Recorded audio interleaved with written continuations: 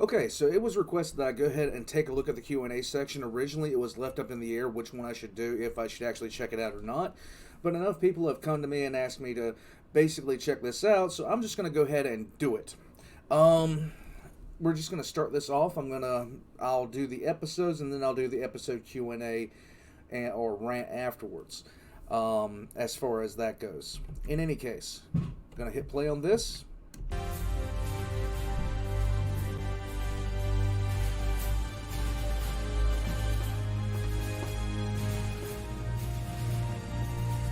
Okay.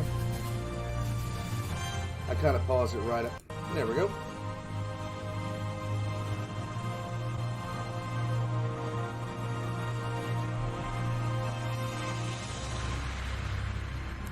Hey there, loyal listeners. I am a fan with too much time, and I'm just doing a quick unscripted take here at the end of my video in lieu of my normal preview to provide you a little bit of elucidation, a little back and forth where most of the forth will be coming from me.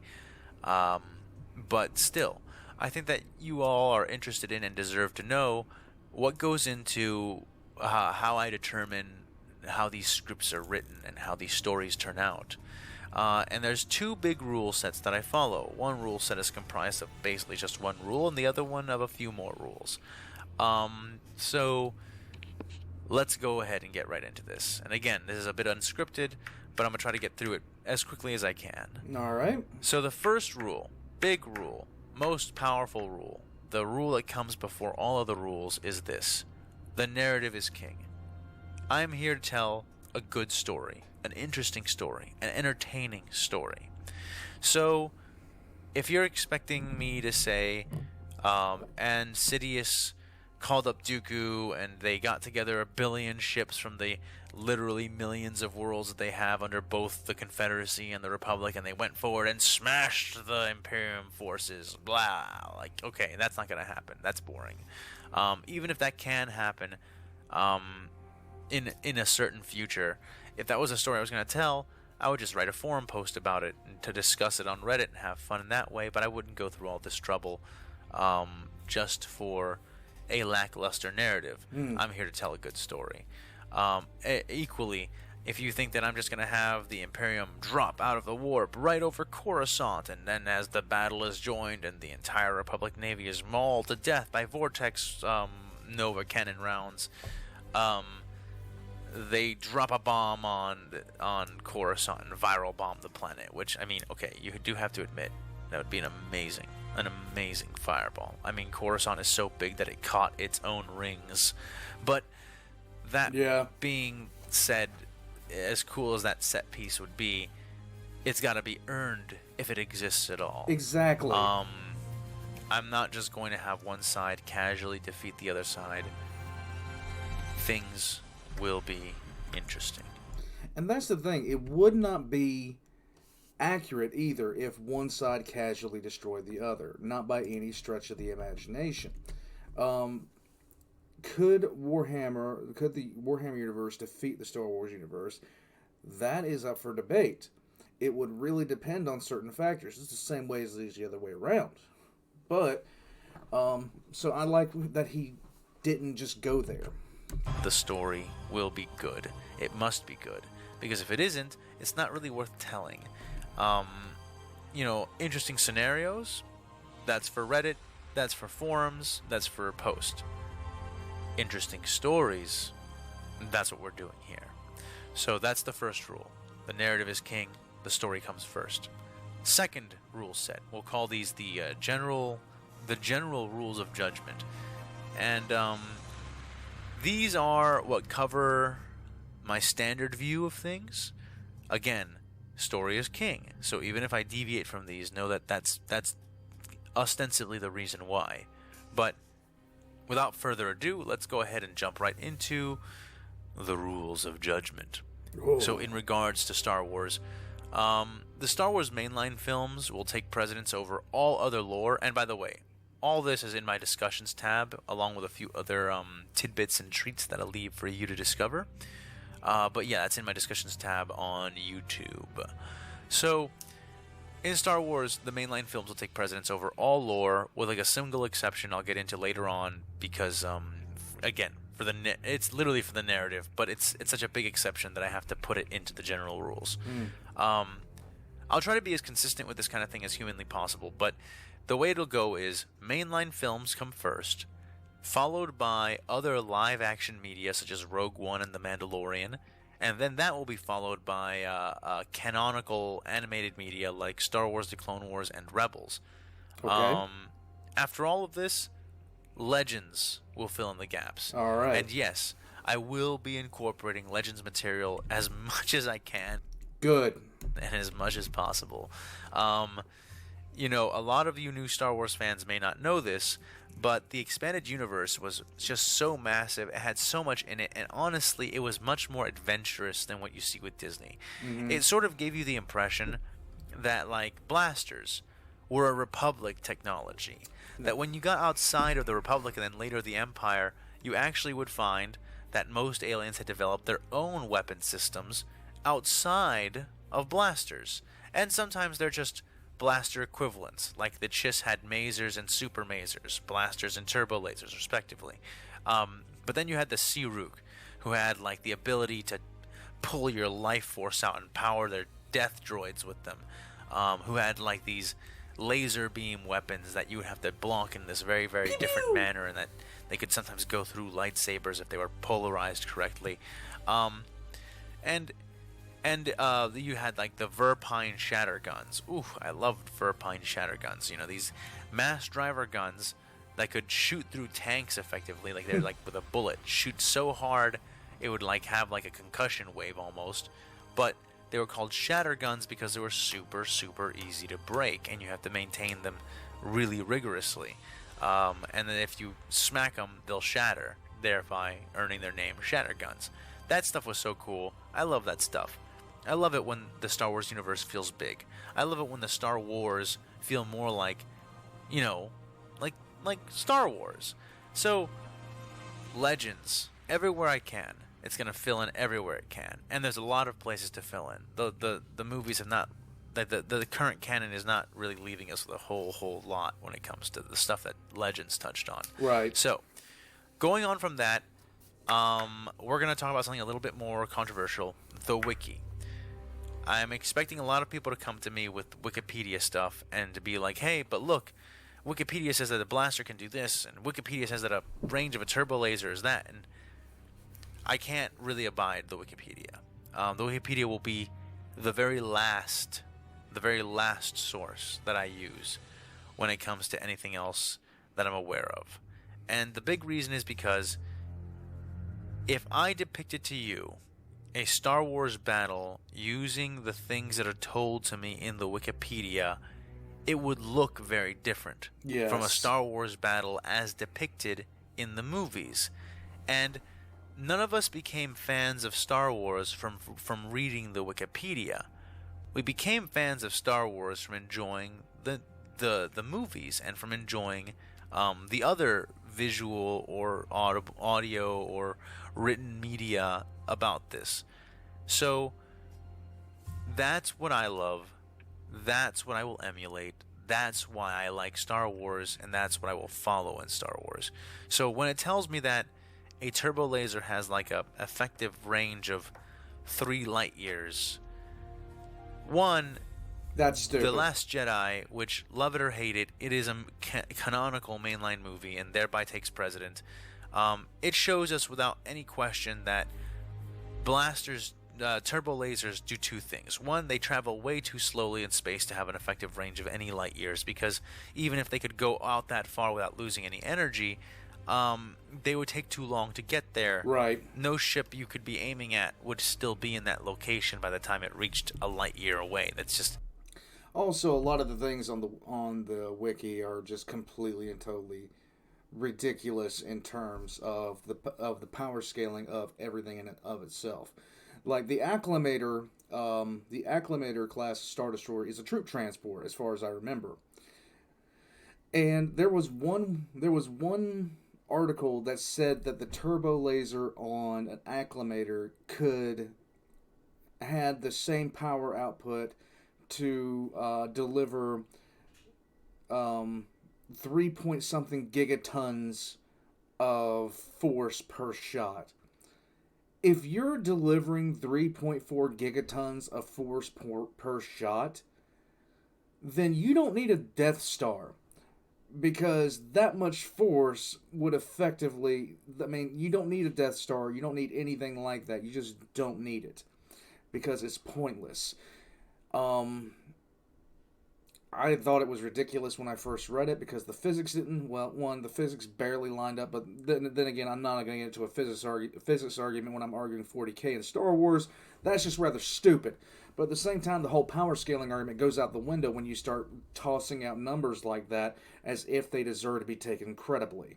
Because if you detonated every single nuclear weapon on the planet at the same time, you wouldn't get up to that amount of firepower that somebody just said, oh, this sounds cool, and dotted it in there because it's not supported anywhere by anything except the Wikipedia. And that's it.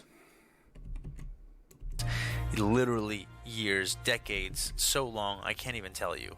But two, aside from that, because we can measure how fast they move, two, they do lose power in space. They don't maintain an equal power, and we can see that by there being a safe distance to maintain between the Rebel cruiser and the First Order fleet. And also, you know, that movie had a lot of flaws in it. Okay, don't get me wrong. I'll be the first person to tell you that The Last Jedi is riddled with flaws that I find quite intolerable riddled. Personally. That being said, this is not one of those flaws.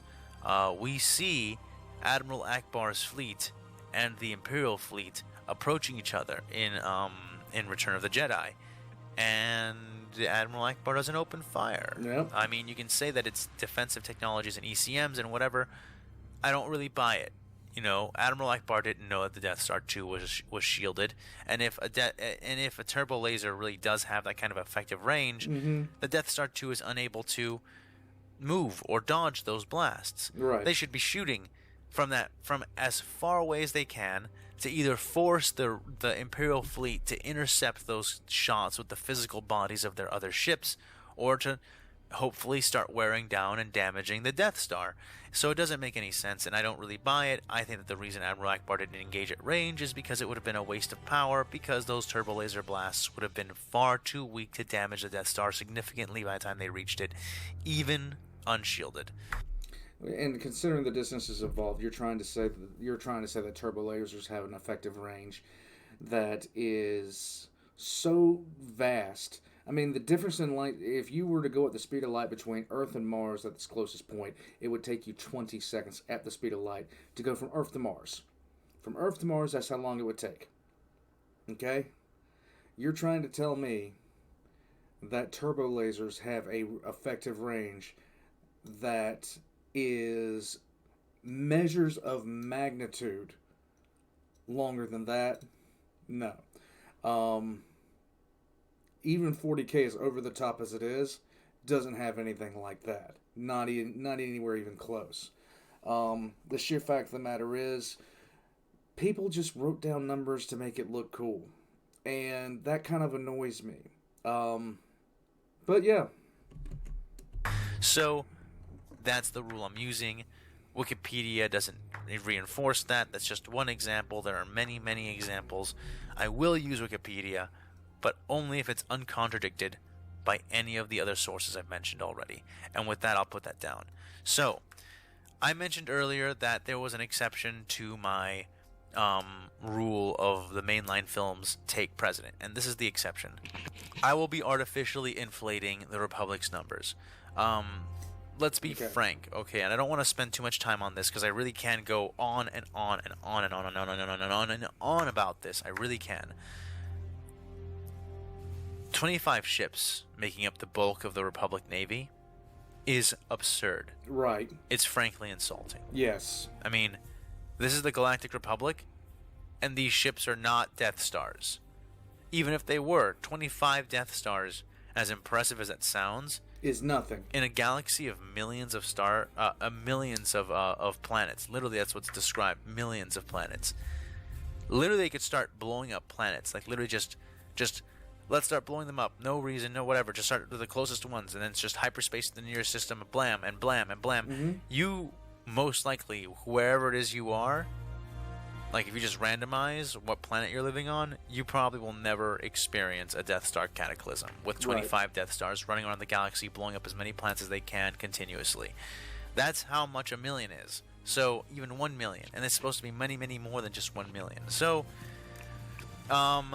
25 starships, that's absurd.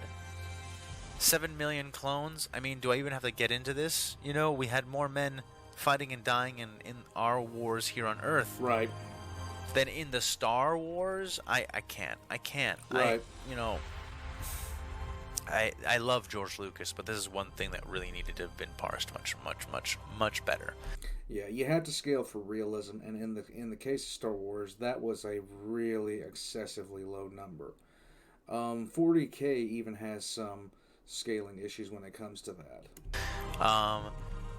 So I will be inflating these numbers. I will be inflating these numbers because story is king, narrative is king, and frankly, fellow fans of Star Wars, 7 million clone troopers and 25 starships don't stand even a fraction of a chance of withstanding an Imperial battle group, much less a battle fleet. No. I mean, I really can't. I mean, your best case scenario is that all the Jedi get together, fight off the Imperial ground forces somehow through some incredible tactics and genius and strokes of luck and trust in the Force and yada yada, and then they just obliterate everything else with just their starships, because I'm telling you, an Imperial battle group of 5 ships can eat 25 Venators like it's nothing. And they're not likely to encounter the 25 ships all in one place, because that's the entire Republic Navy. The Republic would have to pull back from everywhere else to do that. That's just... Woo! And you see, part of the reason that he's saying that, and I agree with him, is because once again, I'm going to go back to power scaling. The Imperium fires shells at fractions of the speed of light that are in the kiloton range as far as weight goes. Some people read the kiloton range as in, it only creates kiloton level explosions. So no, you're talking kilotons, like thousands of tons. They fire those shells off at the speed of light. The Star Destroyers in the Star Wars universe have been shown to, after sustained beatings from an asteroid belt, to lose the ability to defend the ship anymore. The shields will go down. So, a single shell from even a Cobra-class destroyer from the Imperium side could well and truly overwhelm the shields of a Star Destroyer. And that's just one weapon. It would take a lot of concentrated firepower to bring down a ship of the Imperium, because they were built flat out for a lot of the weapons in Star Wars are built for intimidation purposes more than anything. They were built to intimidate. They were built top of the line, yes, but they were also built to intimidate. There is no intimidation with the way the Imperium built their ships. They built them for war, flat, first and foremost, and then started adding cathedral bits on top of that after they really started worshiping the God Emperor. Okay, enough of that. So, I'm bolstering those numbers. The numbers are going to be bolstered to about 500 million clones. That works. That sounds like we're starting to approach the numbers. And again, this is with the idea that I'm keeping in with the spirit of the Clone Wars having been fought mostly by SDF forces. Okay? So 500 million clones is still not a lot, in my opinion. No. And 15,000 Venators with support on top of that. Yeah, 15,000 Venators, that sounds relatively decent. I'd aim for about 3 times that number, and I'd be pushing the amount of clones upwards of... To take on an Imperial battle group and to be a fight, to take on Astartes and actually be a fight, you gotta start pushing that number a little bit higher, but I understand he's playing conservative with the numbers actually. And that's that. I'm not budging on that. I mean, anything less, and this is just going to be a war where the Republic can't take casualties. They have to make stellar victories almost, or stellar defeats even, everywhere they encounter the Imperium, or they will quickly run out of men. The Imperium are coming in with a lot more than that, I'll tell you this. Like, yeah, not a lot more Space Marines, but, you know, a lot more Guardsmen. So let me see here. With the Imperium, things are going to be much shorter and much simpler, paradoxically, because they're a bit more complex. First off, the tabletop stats and RPG book stats will take second place to literally any other material, any other source materials that I can find. Okay. And this is because stats made for the games and lore made around, not lore necessarily, honestly, because the codexes are a big deal, and I do take them very seriously. But stats, mainly, like movement stats and attack stats and stats in general, on the tabletop for both the Fantastic Miniatures game and for the incredibly engaging RPG game, they're made to convenience the players. Right. They really are. Even the RPG game is made to convenience the players. Not in the same ways, clearly, because if you play the RPG and you pit a Space Marine against anything, you quickly begin to realize that they do Space Marines pretty true to life, at least in my opinion, for a lot of things. But that aside, some of the dimensions for ships, some of the populations for planets, you know, hive worlds are supposed to be crowded. That means that we're going to need a few trillion people, not a few billion people, because there are videos about how population densities would work on ecumenopolises and stuff like that. Please feel free to look those up. But the point is that if we actually have a planet the size of Terra, with as many people as has been cited on Terra in some sources, it results in everybody having like 28 football fields around them in every direction. And that's how much space every person on Terra would have, because how much of land has been developed on it. I mean, realize that we live in islands of cities in vast stretches of nothing for the most part. Unless you're in Florida, of course, in which case we're a giant hive of some kind.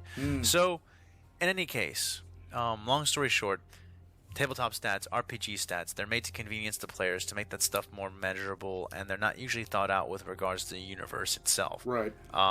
Well, in some ways, much less with the RPG stats than with the tabletop, but in either case, they'll take second place to everything else. So, what takes first place, you might ask? The fluff does. And that is where the Warhammer fans are probably rolling their eyes or sighing heavily, because the fluff in Warhammer 40K is extremely inconsistent and diverse. Yes. And it is so inconsistent and so diverse that the official stance by the company, Games Workshop, on it is that everything is true and nothing is true. And it's basically an all-you-can-eat, all-you-can-pick buffet of the lore. And that's fine. I actually like that a lot. I think it's cool. I think it actually has created a space where people can have vastly differing opinions on what is actually supposed to be true, and everybody kind of is cool about it, because everybody knows that that's kind of the way it's supposed to be. Very that true. It wouldn't be Warhammer if it weren't that way. And I like that a lot. So, anytime it comes to dealing with fluff, anytime it comes to dealing with outrageous bits of lore and stuff like that, I go for the law of averages. And what I mean by the law of averages is, if you have, let's say you have somebody saying, oh, a Space Marine can run at 100 miles an hour. And then you have someone saying, oh, a Space Marine can run at 30 miles an hour. Well, what happens is, the more I hear some like this and this and that and that, I just slowly pull together until I have basically an average of the most outrageous versus the least outrageous claims that I'm hearing. And I take a look at the lore as well to see what's the most outrageous and the least outrageous that I'm hearing. And I just do the law of averages between them. I also look at the claims too and where the sources come from. Because if somebody's saying, oh, you know, my cousin Jimmy told me blah, blah, blah. No, I don't believe that. I want to see the sources. I want to see things like that. I want to basically take the absolute average in my head of what something is capable of doing versus what it will actually do. And, of course, you must consider pedigrees and everything else like that, but that's a little bit too much to get into for this. I take this Space Marine stuff very seriously. I could jack up the numbers. I know that a lot of people in the lore, in the fan base, are like, no, it's not 100 Space Marines per company. It's 1,000 Space Marines per company. And it's not 1,000 Space Marines per chapter. It's 10,000 Space Marines per chapter, because that frankly makes a lot more sense, right? Like, given some depictions of Space Marines. But you know what? That's never been the way it is for me. No. For me, it's always been like, yeah, you got an empire, you got a star empire, 100 Space Marines, tops. 100 Space Marines, tops. No, it's like, I like the idea of them having been these superhuman warriors. That, let me explain. What I love most about Warhammer 40K in a nut is just that in a universe of Cthulhu's and like just faceless, horrifying, inhuman, extinct us in a second horrors facing us in every direction, literally from every shadow, from every star, from every planet that isn't our own. In a galaxy full of these things, mankind in Warhammer 40K does not survive because they haven't noticed us. We survive because we looked at all of that and decided that we would become that for them. Yeah, we would become the monsters for the monsters. We would become bigger, crazier, stronger, more insane Cthulhu's and destroy and eat the actual Cthulhu's. Mm-hmm. And then we proceeded to be successful at doing that. And Space Marines are one of the big culminating points of that. Space Marines are like the thing that makes us the Covenant for every other alien race that we decide to destroy, and they're the humans, but they've got no Master Chief. They've just got the front row seat to their own extinction, because this insane, genocidal, superpowered, ancient alien race has come for them. And I like that. Mankind doesn't get to fill that role very often, honestly, in a lot of fiction. And in this fiction, we do. One of the things I agree with him on is it's 1,000 Space Marines, flat out. Now, you know, in the lore, flat out, people will go their entire lives, and entire life is not 60, 70, 80 years because medical technology has advanced so rapidly. We're talking 150, 200-year time spans, and upwards of 1,000 in cases of like really, really well-off people with access to really advanced rejuvenant treatments. Some of them have never seen a Space Marine, no matter how old they are. That's how rare they are. They are a very extremely rare thing. There's only about 1 million of them, unless you really start counting the numbers of the Black Templars, and then you're looking at higher, and of course the Space Wolves, things like that. But there's only around 1 million of them, plus a couple thousand, maybe upwards of 100,000. But there is not that many of them. One chapter of Space Marines is enough to completely influence any war currently going on. With the exception, not even that, with the exception of one. They can influence any war. They can influence the outcome of any war flat out in a vast manner. In fact, when the city of Hell's Reach was being sieged, 100 Black Templar boosted the city's defenses so much that it held out for over a month against billions of attackers, when the city's defenders did not equal even a couple of million at most. The actual armed and trained defenders, a couple of million at most, maybe upwards of a couple of 10 million, but you're looking at a full-on, the largest orc invasion the Imperium had ever seen, and a portion of that was attacking the city. And 100 Black Templar held out for over a month. I think closer to 2, actually. I can't remember right off the top of my head, and my brain's hurting because I can't. In any case, shutting up. And that is what I will choose to portray, and that's what you're gonna choose. That's what you're gonna see when it comes to Space Marines and stuff. So, yeah, the fluff. That's what you will. That's what I will be drawing from here, and it will be, like not the most extreme stuff, but it will be stuff that, like 100 Space Marines can be expected to take down an average 40k planet. So expect that kind of force. And with that, I think that more or less wraps up this little freestyle explanation of what it is that I consider when I make these scripts and stories. I hope that you guys like this, and let me know in the comments if this is the sort of thing that you guys would like to hear more often instead of the previews at the end of the videos, these little short ups. And I'll go ahead and do that more often if that is the case. But with that being said, I'll see you guys next time. Yes! Stay safe. Yes! In any case, I'm going to mirror those words. It's been fun. I'm going to upload this now, and I will be doing episode 9 probably tomorrow. I've also got my own project that I've worked on a little bit today. That's why I haven't released another video today, and I won't be. Well, as I say every time, and this guy said just now, I'll see you guys next time.